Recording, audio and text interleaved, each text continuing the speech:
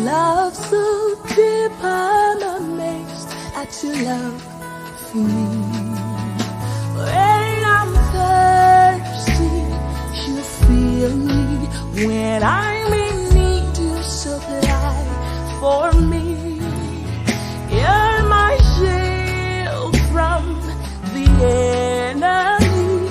You are everything to me.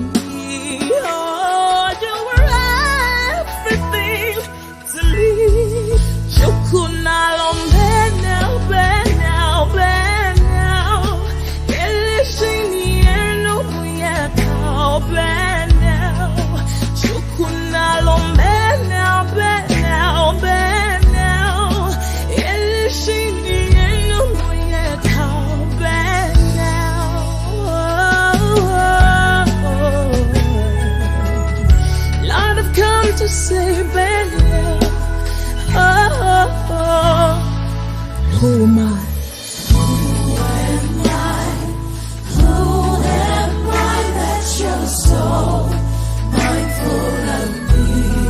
I love so deep, I can't explain. I'm amazed at your love for me.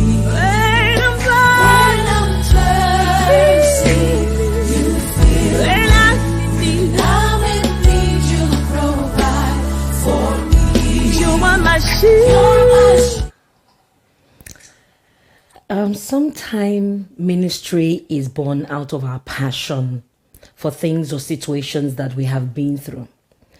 I got a lead in a couple of years ago to begin a women's ministry. And then I started off with like 5 women. Because at that time of my life, my marriage was going down the landy slope.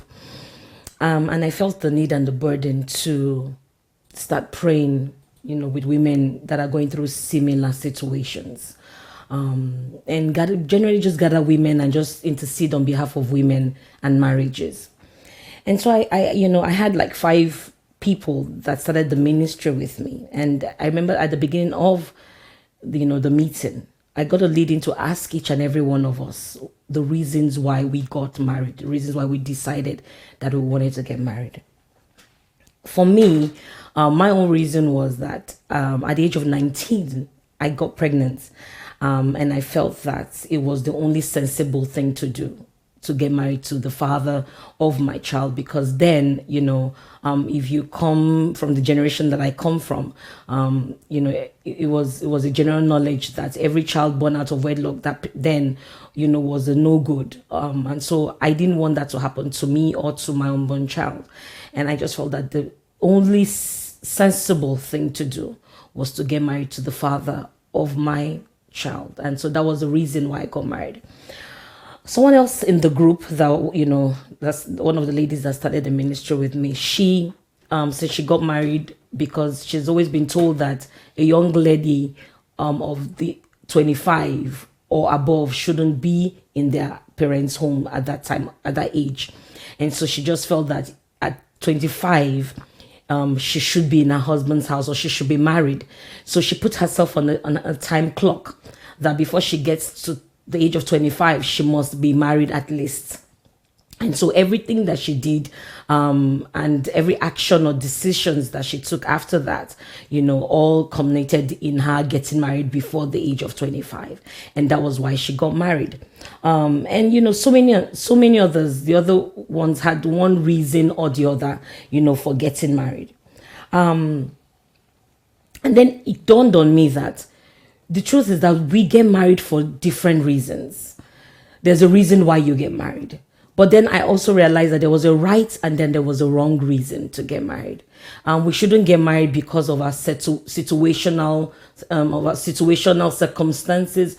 We shouldn't get married because someone asks us to, or societal pressures. We shouldn't get married because of that. There are reasons why because marriage is is a very delicate institution, and it's not something that you just want to jump into without the right knowledge or the right or you making the right decisions, so to say. And so from all the different testimonies and reasons that day, it then dawned on me that there were right and wrong reasons why we do the things that we do. I remember last week the week before last, we talked about choices, making the right choices, and then they're about making the right decisions. And today, I want to put it into the context of marriage. Why do we get married? Are there right or wrong reasons why we get married? A lot of people get married for different reasons, whether you want to accept it or not. Some people don't even know why they get married. Some people don't even know why they should get married. And the truth is that for whatever decision you make, there's a right or there's a wrong answer for it. And so today we're going to get into a bit of the wrong reasons why we shouldn't even get into the institution of marriage at all. I know that when I start to unravel some of these things, a lot of us will be able to find ourselves in some of these situations. And that's not to judge you in any way. So for you listening or watching me right now, I don't want you to feel judged or feel less when you find out that you are in a situation where you probably got married for the wrong reasons. It's just for you to look in retrospect at your life and see that if you've come out of these situations, you can make it better by penciling down and writing down the right reasons why you should start or continue in your marriage. You must do things on the right foundation, which is in God. And so if for any reason you got married for the wrong reasons, there's still a chance for you to get back on the right track and start to make things better and go into a positive stance instead of still remaining in that negative stance. Okay, so today we're going to be talking about some of the wrong reasons why people get married, some of the wrongs why people jump into marriage in the first place. And then next week we would now look at the right reasons for getting married. Because trust me, before I started this study and started seeking the face of God for this, I didn't even know that there was a right reason or a wrong reason. So we're going to be learning, and I also, I'm going to also be learning, and you'll be learning. If you want to write down, you want to invite someone to be part of this episode, please do. But the truth is that we must learn and we must start to do things right. Okay, we'll take a short break, and then I'll be right back and we'll start on our discussions for today. My name is Mabel Briggs, and this is Living and Loving with Mabel. So stay tuned, don't go anywhere.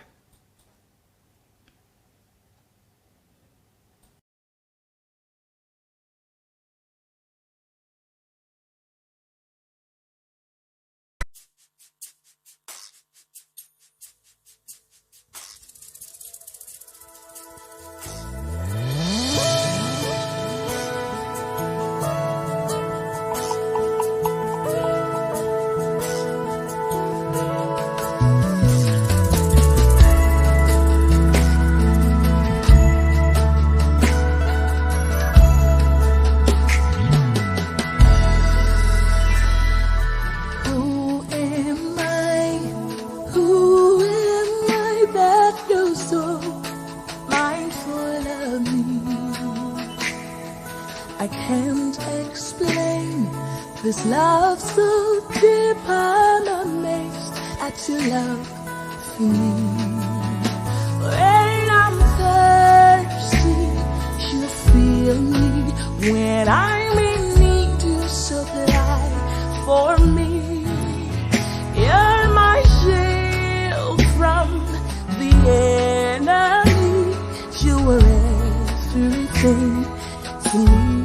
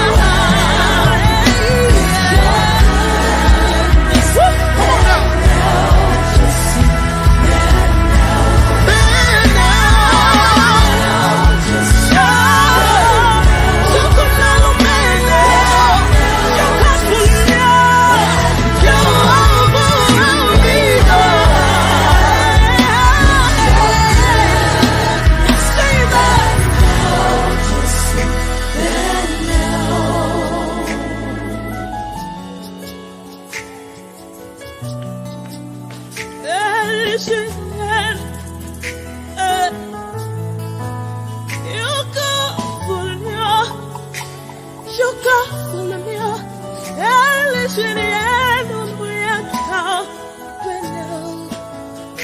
love me so much. You love me.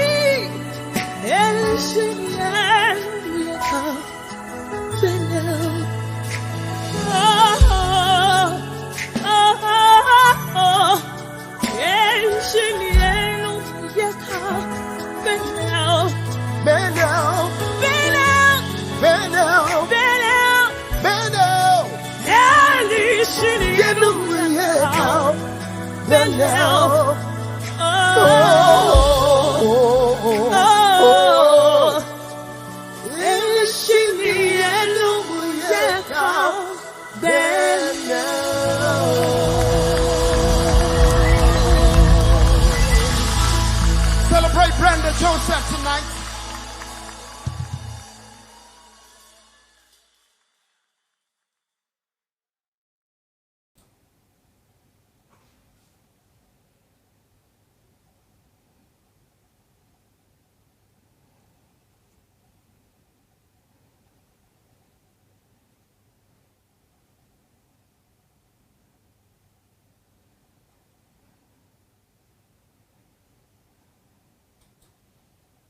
You're welcome back to Living and Loving with Mabel Briggs. It's always a pleasure to be here with you every Saturday to talk about life, to talk about living and loving. Okay, just before we went on the break, if you're just joining us, we are going to be talking about getting married for the wrong reasons. We've been doing a lot of trying to position our character, our personality, our mental reasoning in the right way all the past weeks.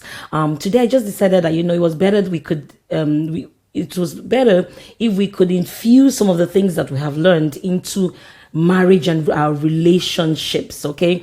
Because the truth is that for me, I'm so relational. I love love. I love marriage. I love people loving themselves.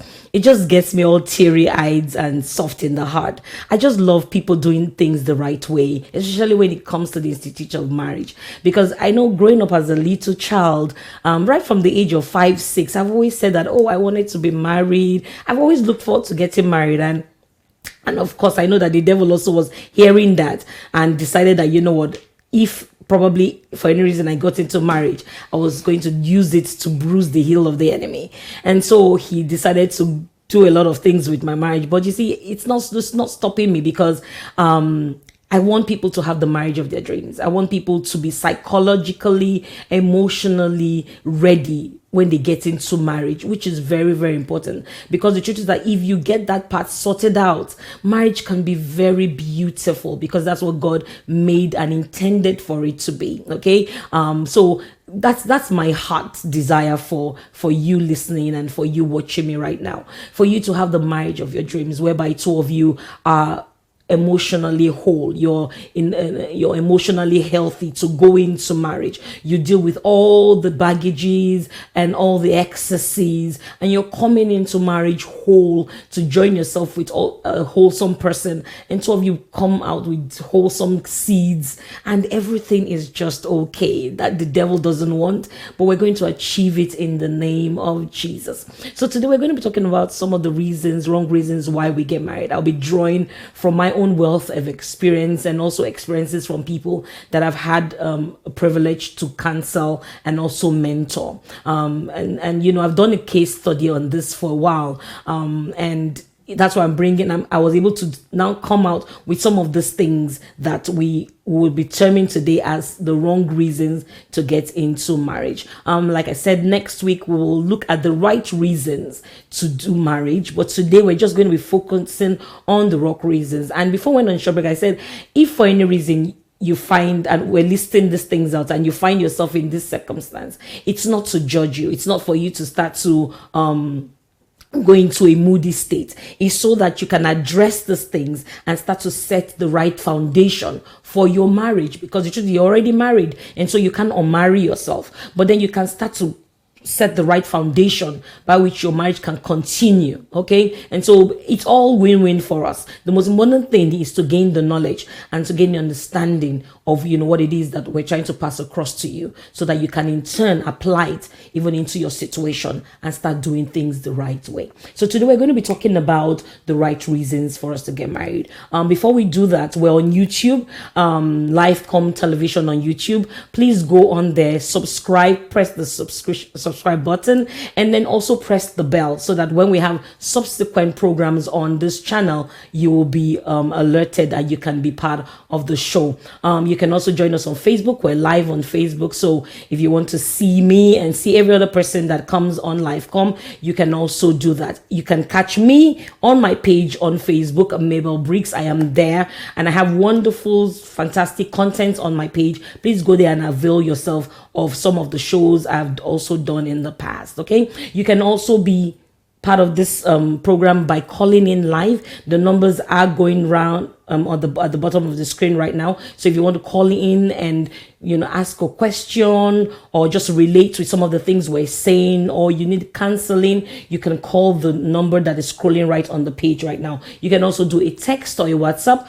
to the numbers, and then we'll definitely be there to attend to your counseling needs or whatever it is that you need. Okay, so like I said, I have come from a failed marriage. I was married at the age of 19. I was totally green. I was a child, teenage pregnancy. I didn't know what I was doing. But one thing I knew was that I didn't want to get rid of my child.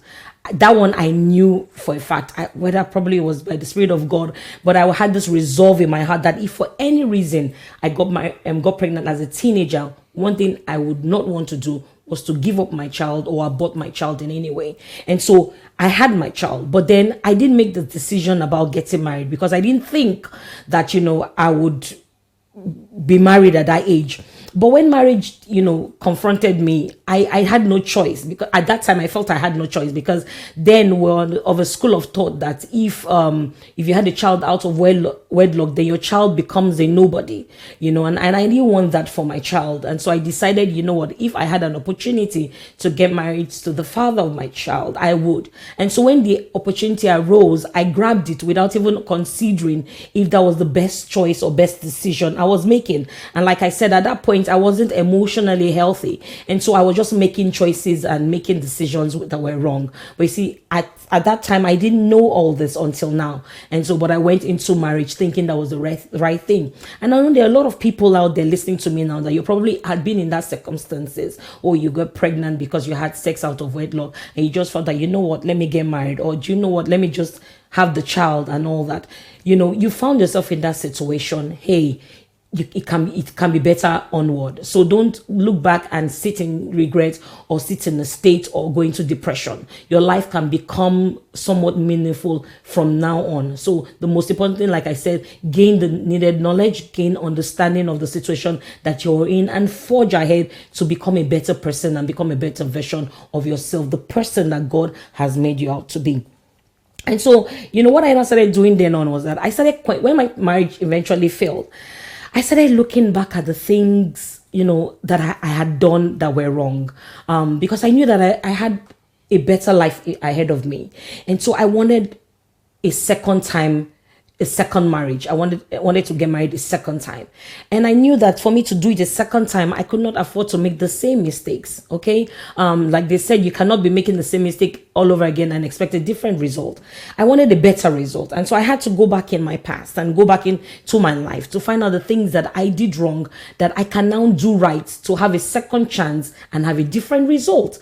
And so I went back. There were painful memories that I had to relive. There were situations where I totally wanted to blank out of my mind, but because I wanted to also learn and teach others, I had to dig up this past and sit down and accept some of the things that I did, accept responsibilities for the things that I did. But then I started learning the things that I know that I shouldn't do. And when I gained all that wealth of knowledge, I felt that it was only fair to teach others so that they don't make the same mistakes that I make. Wisdom is not you learning from your experience.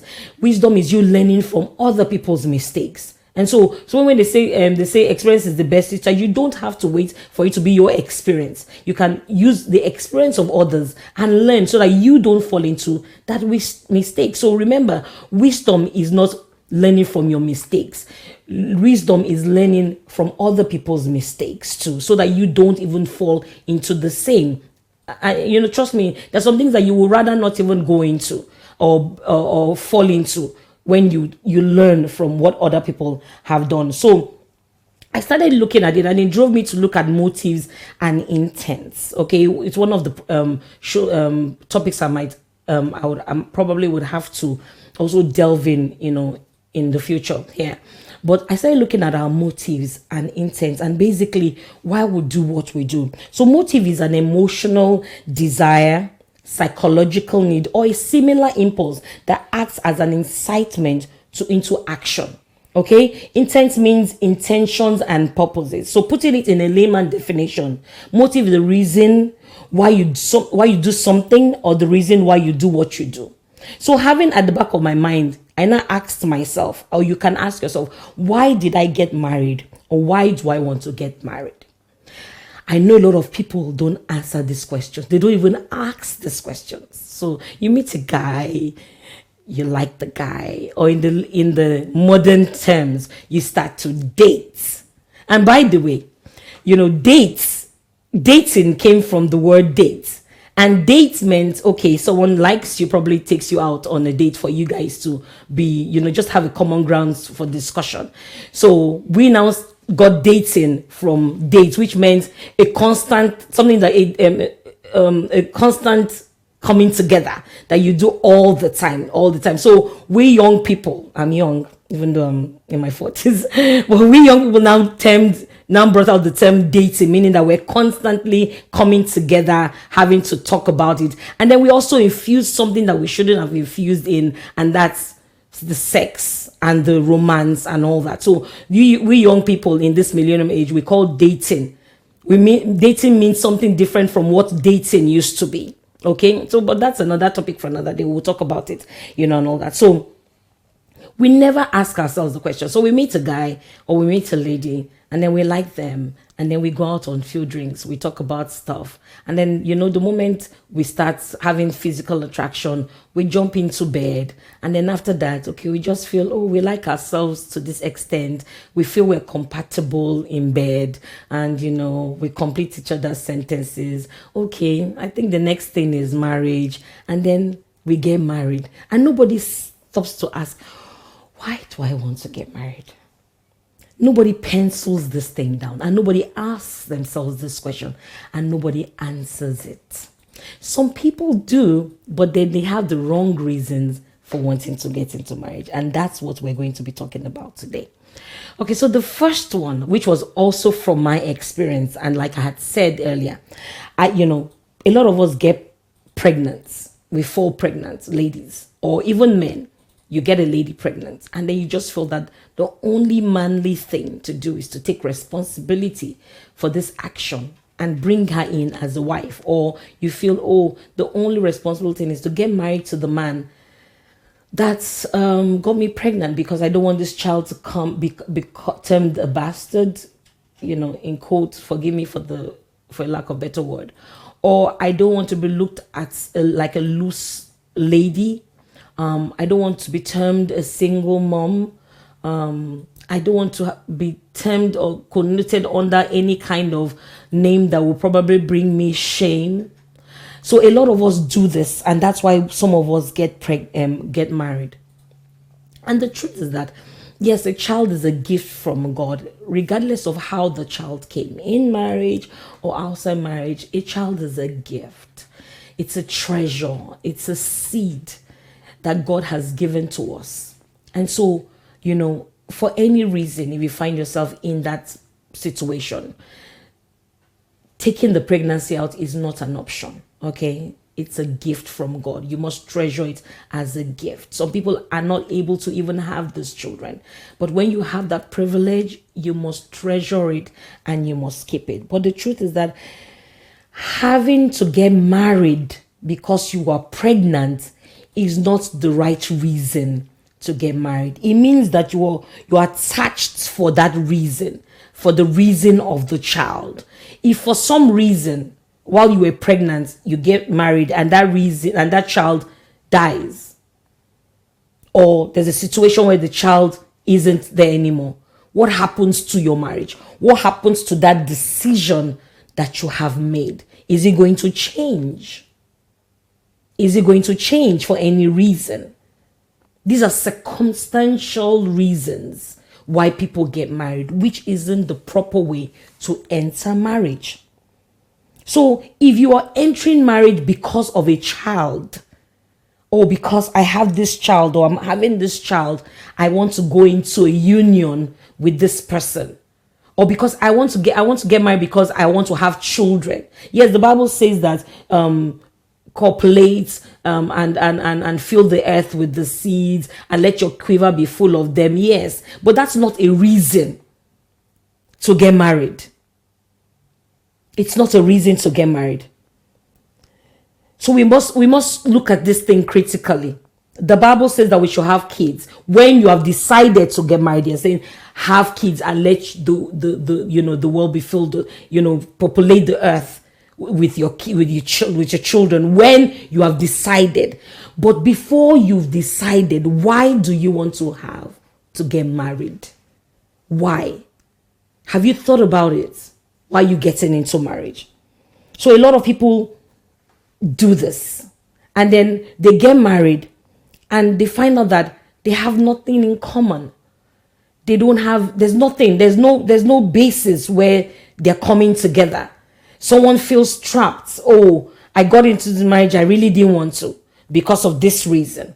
And then there's no resolve. There's no what's the word now to use? There's no resolve in their hearts that this is what they wanted to do in the first place. They feel trapped, and you find someone getting out of the marriage because, you know what, I just got married because she forced me into it, or I just got married because and there's fights. There's no proper definition in that marriage. There's no proper foundation why that marriage was solidified in the first place. So you see why you cannot use this as a reason to get into marriage. Because it's a circumstantial reason. If you decide to get married because you want to have children, what if you don't have children early enough? Then there's a problem. I've had people that have been married and they've waited 12 years, 25 years, 30 years, some even 40 years. Some never even had kids. So if you get married because you want to have children, what if the children don't come early? Then there's a problem. Then we start to have problems in our marriages because you are looking for a child. And that's why you find a man go out because he wants to have a child. He goes to have extramarital affairs because he's trying to wonder why he's not able to function. Or a woman is so pressured by in-laws, or sometimes even by herself. And then she's wondering, why don't I have children? I want to please my husband. I want my husband to be happy with me. And then she goes out to do things that she shouldn't do. You see why having children is not the basis of going into marriage. And so we need to understand these things. Children will come because the Bible says that we will come together and then we will definitely have children. But your coming together shouldn't be the basis. Children shouldn't be the basis why you're coming together. We must understand these facts. The second reason why a lot of us. Okay, before I go into this second reason, let me give like a small story about someone that I know. She had a child out of wedlock for a guy, and she didn't get married to him. Because she felt that, she wouldn't want to get married to him because she had a child. She wanted to think about it properly to be sure that this was the right step to take. And so she had her child. She took care of her child growing up. She grew, the guy was involved in the child's life, and which was a good thing. But, she wasn't going to be pressured to get married to him because she had a child. And she went through school, she finished school, she did all the things she wanted to do, she achieved her goals that she had set before her and all that. And eventually, when it was time for her to get married, she now had to make a choice if she wanted to get married to the father of the child or get married to someone else. And it was something that she prayed about and thought carefully about before she went into it. I remember when she came to me for counseling, I asked her, have you looked at it? Have you really process this, why you want to get married to the father of the child? Is it because you have a child for him? And she said no. She said that's why in 7 years she hadn't jumped into that conclusion. She needed to really think it through and do the things she wanted to do. She put that decision at the back burner and she did all the things she wanted to do. She went through life happy. She found fulfillment in herself. She took care of her child, and now she wants to get married, and she felt that this was what God was leading her to do. And so today they're married. They have 2 other kids with the other one that's 3, and their marriage is fantastic. Okay. So you see, she took her time. She made that decision. She didn't just jump into it because I have a child. And even when she decided to get married, there were other options, but then she had to look at it critically and prayed about it and decided, and she had a decision, and she penciled down her reasons why this was the decision she was going to take, and she eventually did take that decision. And today she's happy. She has a conviction in her spirit that that was the right thing to do. She could have decided not to go that way. It wouldn't have changed the fact that she had a child with this person. It wouldn't have made it a messy situation, okay? But she needed to have that conviction in her spirit that this was what she was doing, and this was the right thing to do, and this was what God wanted her to do. And today she made the choice, and today she's okay. She didn't make the choice under pressure. She didn't make it in a hurry. She took her time, and that's what I wanted to say to buttress the point I made earlier. We must look at and we must be able to fine-tune the reasons why. We must have a conviction in our heart that this is the right reasons why we're doing what we're doing before we jump into it. The second one before we go on a break is, a lot of us get married to escape loneliness. We feel that we're lonely because we're not married, because we're not tied to someone. We feel lonely. So if you on your own are lonely, why do you think when you get married you will be unlonely? Why do you think you'll be unlonely? Let's look at Acts chapter 17 verse 28. The Bible says that for in him we live and we move and we have our being. It also says in Colossians 2:10, and in him we are complete. And in him we are complete. And I dare say that complete, that word is in its totality. In him we're complete. It means that it goes for us to say who is the head of all principalities and powers. But in him we are complete. There's one verse in Psalms that says that we're happy from within and we're happy from without.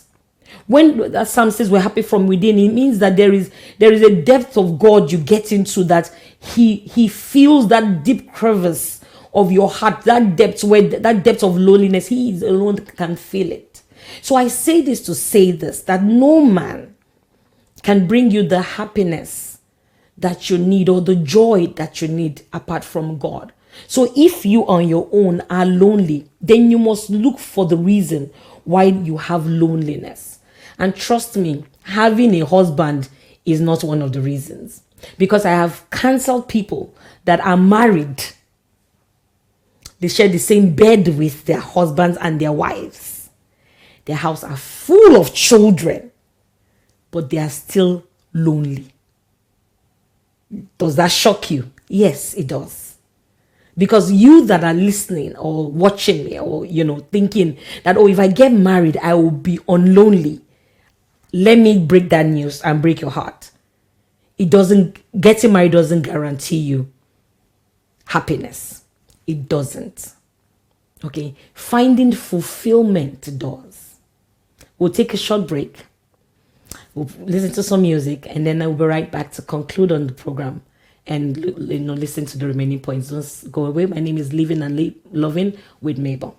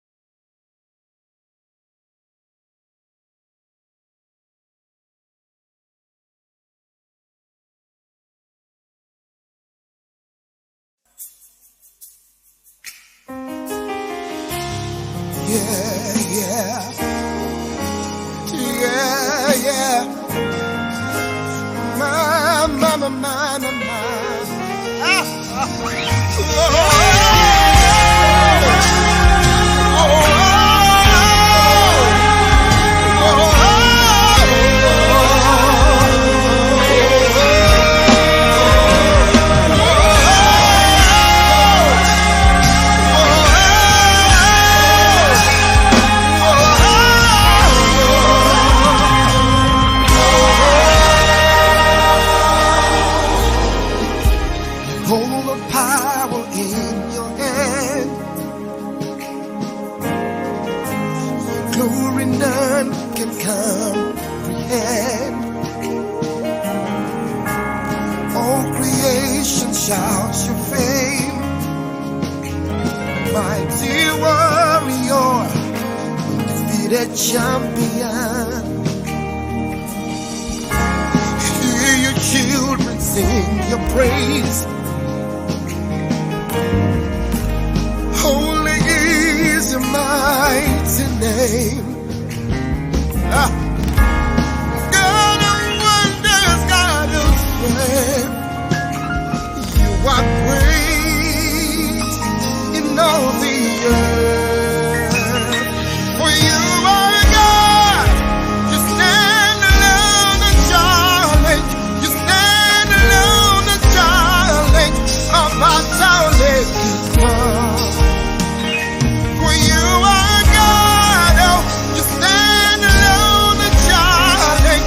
You stand alone and challenge. About challenge, about challenge. Whoa, about challenge. Yeah, come on everybody, hold the power in your hand. Your glory and comprehend. All creation shouts your fame. All creation shouts your fame. Mighty warrior, undefeated champion. Hear your children sing your praise, oh my. Everybody lift your hands. Holy is your mighty name. God of wonders, God of strength. Come on now. You are great in all the earth. Come on. For you are God. You stand alone. You stand alone. About you are. You stand alone. You stand alone. The challenge about you are God. You stand alone. You stand alone. About everybody. You are. You stand alone. You stand alone. About come on now. Everybody lift up the praise in here. Whoa. Yeah. Now somebody make some noise in this place. Whoa. Yeah. Listen. We stand in awe of you. We stand in awe of you, Almighty, Almighty God.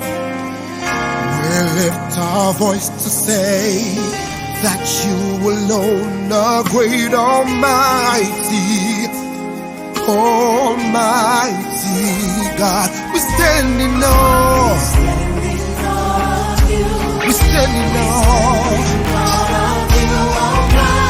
Almighty. Come on,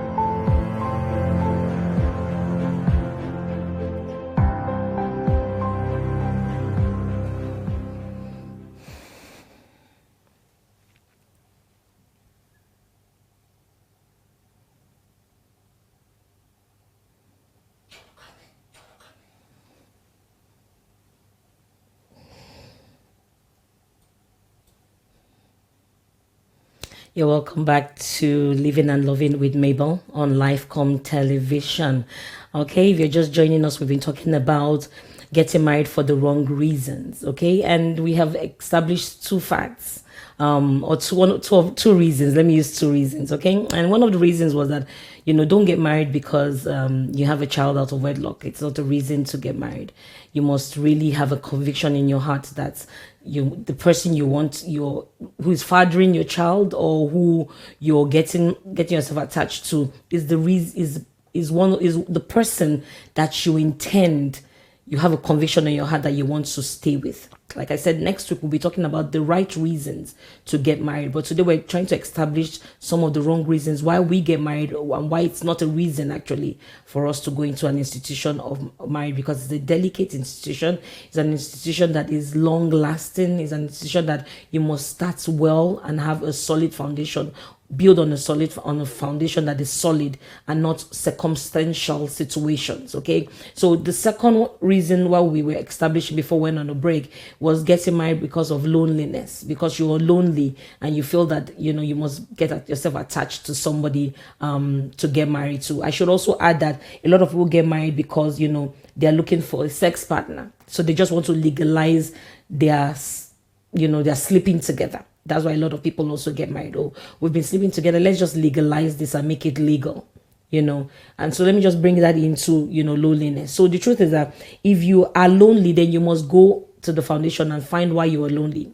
You must get to the root core of it. Some people are probably suffering from abandonment, rejection, feelings of rejection, and so you want to check why you have that feeling, why you're going through what it is that you're going through. So if you're rejected, you've had a string of rejection, maybe from parental rejection and all that. There's a root cause. We must go to the root of it. You must go through counseling. You must seek counsel from a professional, someone that has gone through this and counsels people on this, so that we can get to the root core of why you have this rejection feeling and get you to feeling wholesome, which is very, very important. When you get to feeling wholesome, you find out that the feeling of rejection just generally just lifts.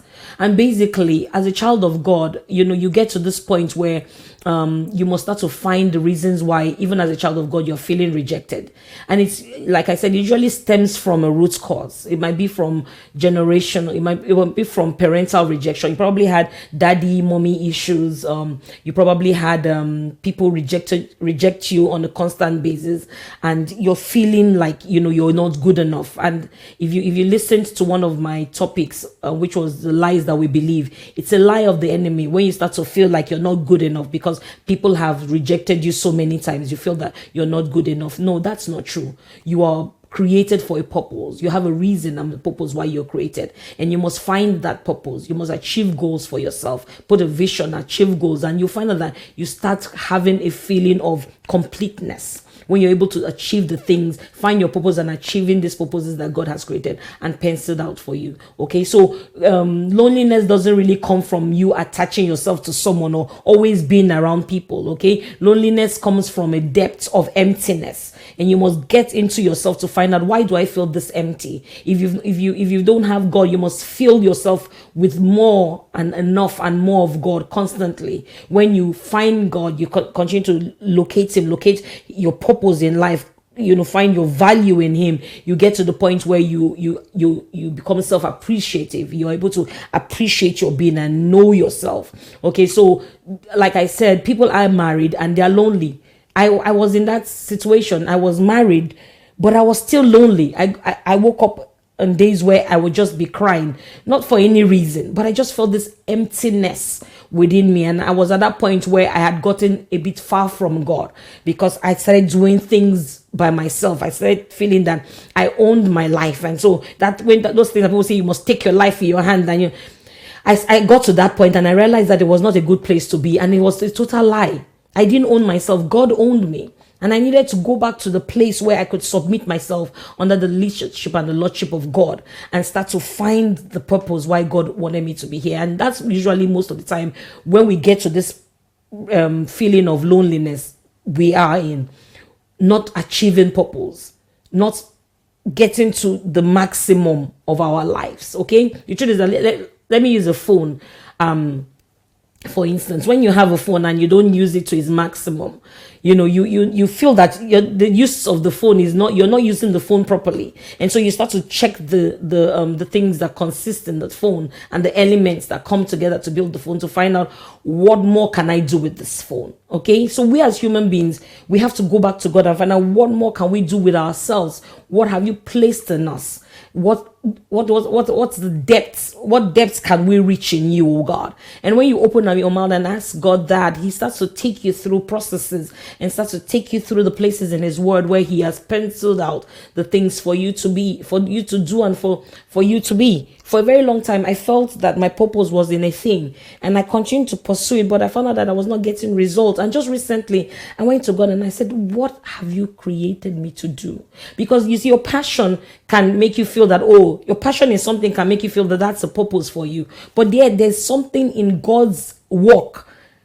There's something in God's work that you are supposed to be doing and you've not found it yet. And that's where sometimes this depth of emptiness can come from.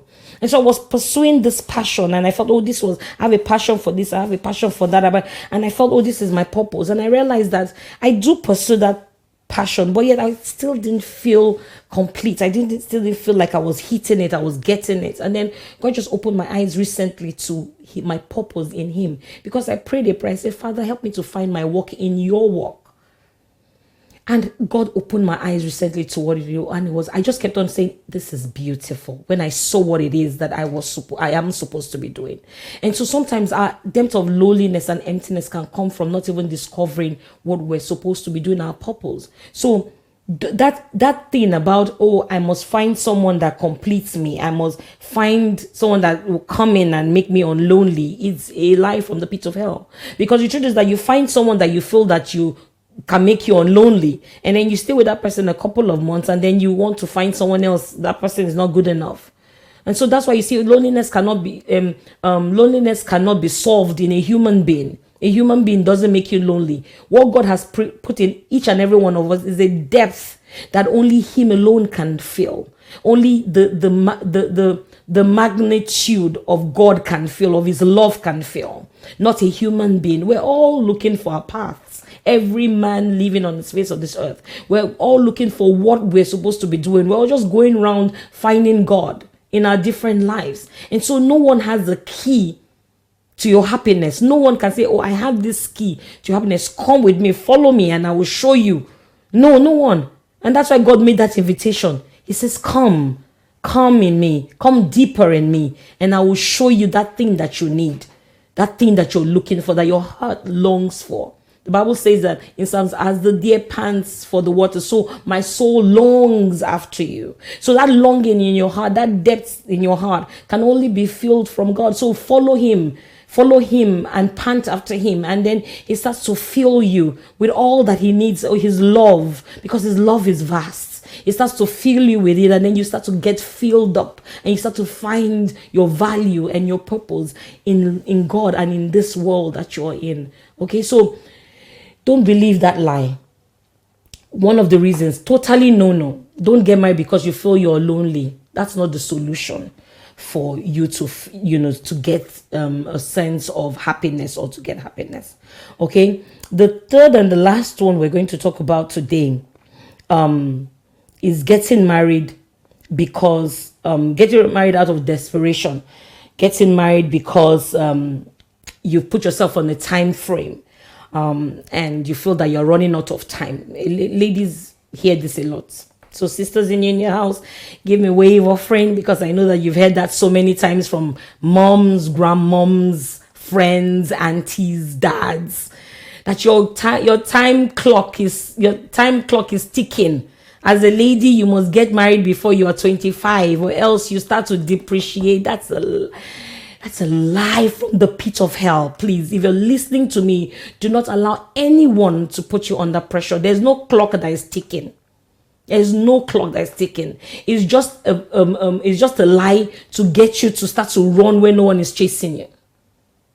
Do not even, they say it about women that also don't have kids. Oh, when you start to grow older, your body starts to diminish probably true, but that doesn't mean that you can't get pregnant. I've known people that are in their 50s and they've carried children, they've had twins, they've had triplets in their 60s.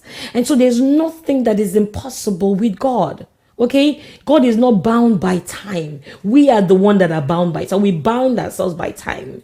God doesn't look at us and say, oh, time is running out. No, he looks at us and says, you're just in time. And so if you see yourself in God and you see yourself through the purpose of God, you'll find out that there's nothing chasing you. The Bible says that the wicked runneth where no man chaseth. So stop running. Stop running with time. Find your time in God. There's no time bound with God. If God says this is the time, this is the time. If God says it's not yet time, then wait. Wait. It's better to wait and do it right than to rush into it and get it wrong. Because trust me, marriage is not something you always want to get into and think you can get out of. It destroys you. For someone that has been there, I don't know how I can put it in words. It totally destroys the very core of who you are. That you give God a lot of work to start to find and mold you again. It totally destroys you. I've told myself that I'm not going to rush into this. I'm going to wait for God's timing until I hear a definite move and yes from God. It's not worth jumping into. So please don't get married because you feel that you're on a time, you're time bound. And there's a particular time. Like I said, when I started this ministry, I had women that told me that because they were told that at the age of 25, they must hit that time and they must not pass. And she jumped into marriage with the next person that came and says, I like you. And today that marriage is over. That marriage was just 10 years and it broke. Because she said the very next day after she got married, she realized that she had made the biggest mistake of her life. And you see, sometimes because of shame and pride, we're not able to admonish that to anyone. Because people will be dancing and smiling with you on that day. You alone know that you have made an error. You've made a mistake. And the very next day, she realized that she had made the total mistake of her life. She made a big mistake, but she couldn't admit it to anyone. So she tried, and for 10 years she tried, and after that she just, the marriage just broke down. And so why go into something at the end of the day when you feel that, oh, you're eventually going to get out of it? Why not take your time? I have a friend that got married at the age of 35, almost 40. And she told me that she decided that, you know what, I was going to wait till I get it right. Because it's a lifetime decision and I don't want to do it in a hurry. And so she didn't care when everybody was saying that, oh, you're too old. Men came and told her that you're too established, you're too independent. And she said the right person will come and not think so. And indeed, the right person came. And today her marriage is going stronger and stronger and stronger.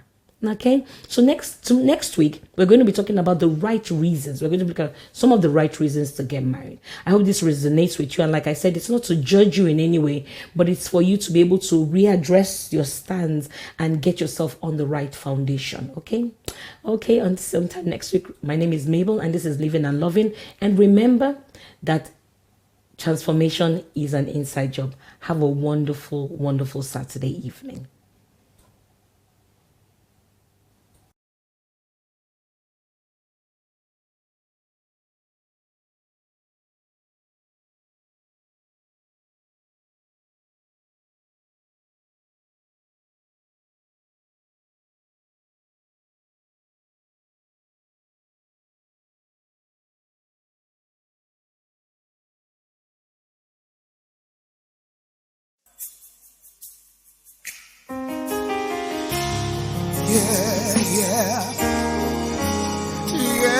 Yeah. My.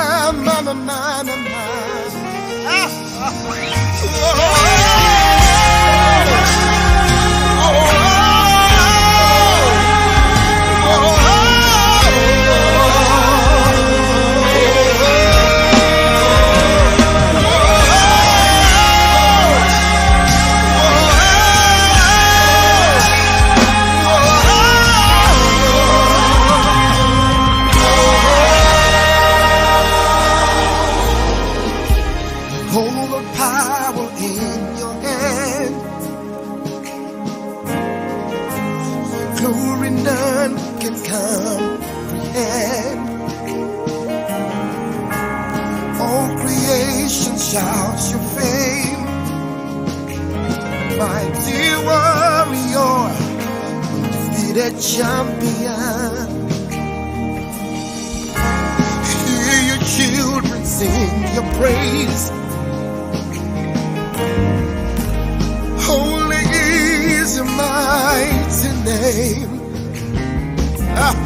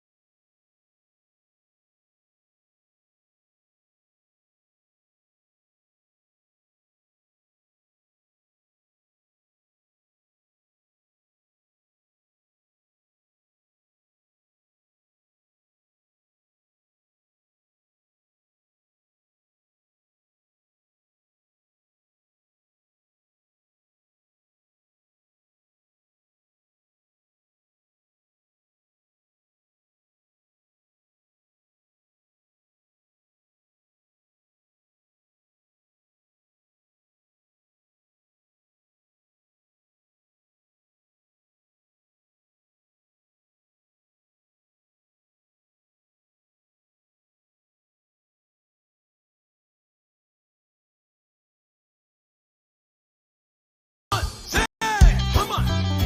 Come on. Hey. Hey. Hey. Come on. With an attitude.